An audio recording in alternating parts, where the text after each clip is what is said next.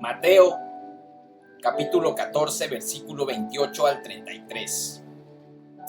Entonces le respondió Pedro y dijo: Señor, si eres tú, manda que yo vaya a ti sobre las aguas. Y él dijo: ven. Y descendiendo Pedro de la barca, andaba sobre las aguas para ir a Jesús. Pero al ver el fuerte viento, tuvo miedo, y comenzando a hundirse, dio voces diciendo: Señor, sálvame. Al momento Jesús, extendiendo la mano, asió de él, y le dijo: Hombre de poca fe, ¿por qué dudaste? Y cuando ellos subieron a la barca, se calmó el viento. Entonces los que estaban en la barca vinieron y le adoraron, diciendo: verdaderamente eres Hijo de Dios. Shalom, amados hermanos. Y sucedió que Jesús vino a ellos andando sobre el mar. Los discípulos, viéndole andar sobre el mar, se turbó un fantasma y dieron voces de miedo. Pero enseguida Jesús les habló diciendo: tened ánimo, yo soy, no temáis. Entonces le respondió Pedro y dijo: Señor, si eres tú, manda que yo vaya a ti sobre las aguas. Y él dijo: ven. Ven.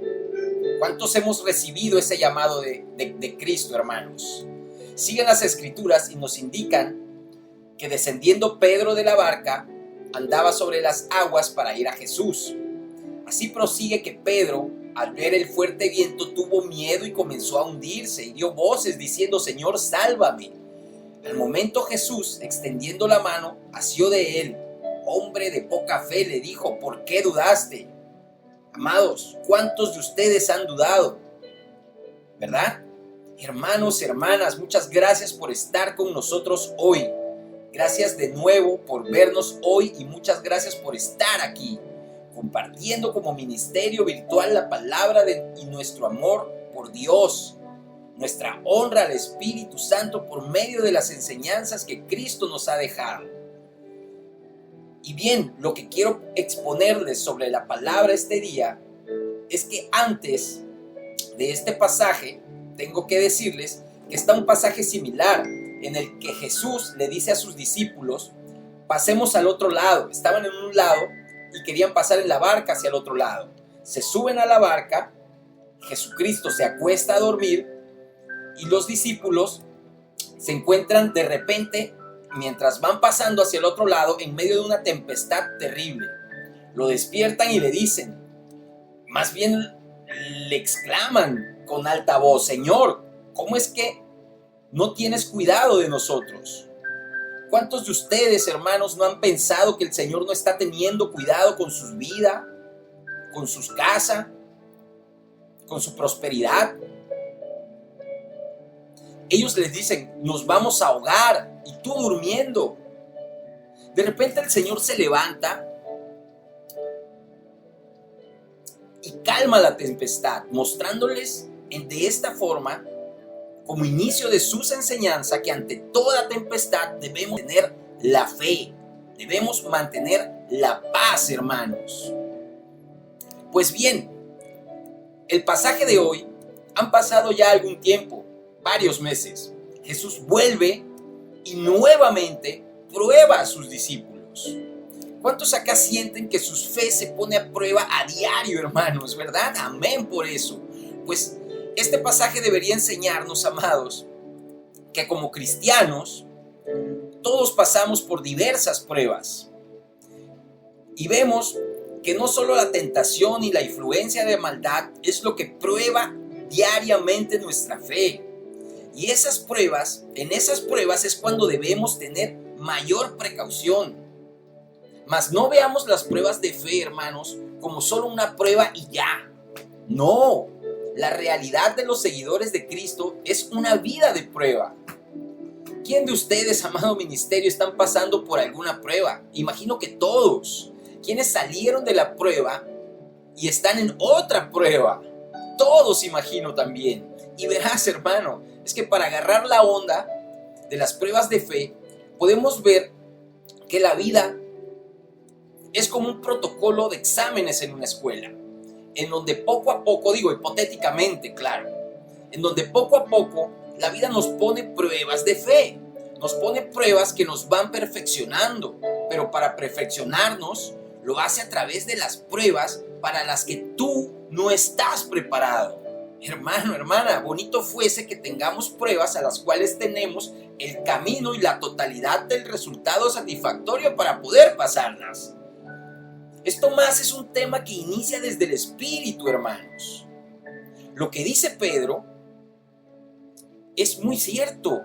¿Para qué sometida a prueba vuestra fe, mucho más preciosa que el oro, el cual, aunque perecedero, se prueba con fuego, sea hallada en alabanza cuando se manifieste Jesucristo?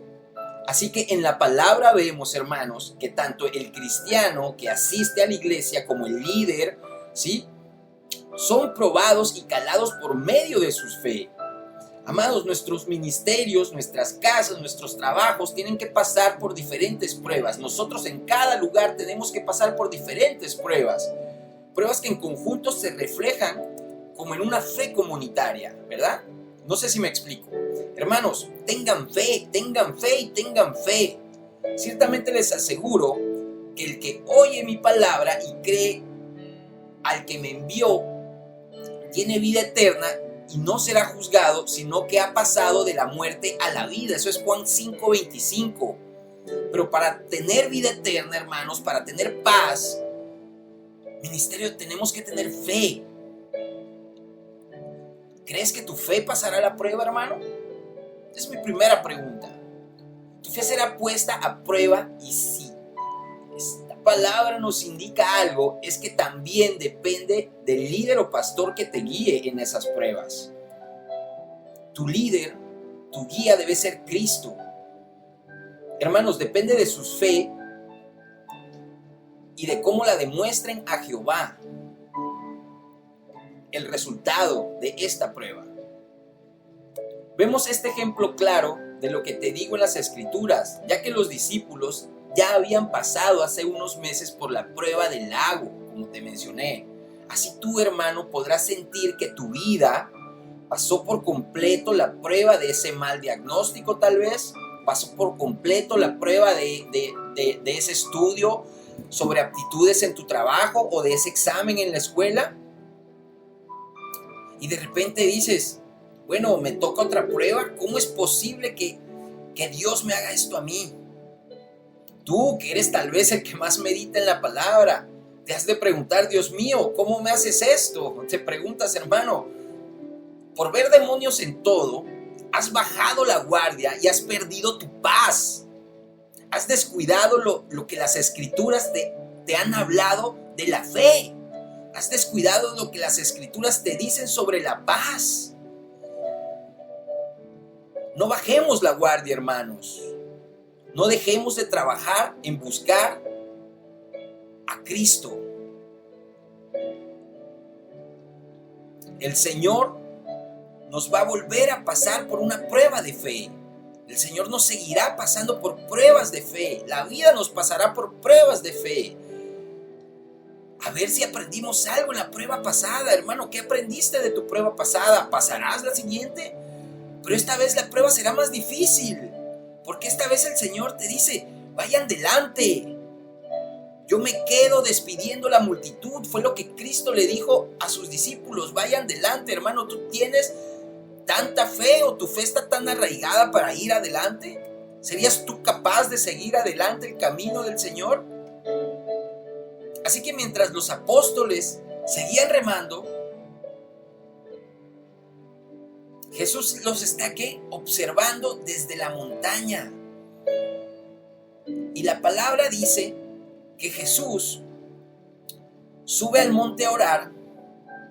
A ver, ¿por qué creen ustedes que el Señor estaba orando arriba en el monte? Mi intuición me indica que el Señor estaba orando porque quería que ellos pasaran la prueba. Él los estaba observando y subió a orar. Como ministerio de paz, hermanos, tenemos que orar en cada momento que tenemos una prueba. Debemos de mantenernos fieles en que el Señor está observando, el Señor se mantiene vigilante. Así que, amados, mi labor es decirles la primera enseñanza que tengo en estas palabras. El Señor nos observa todos los días, querramos o no.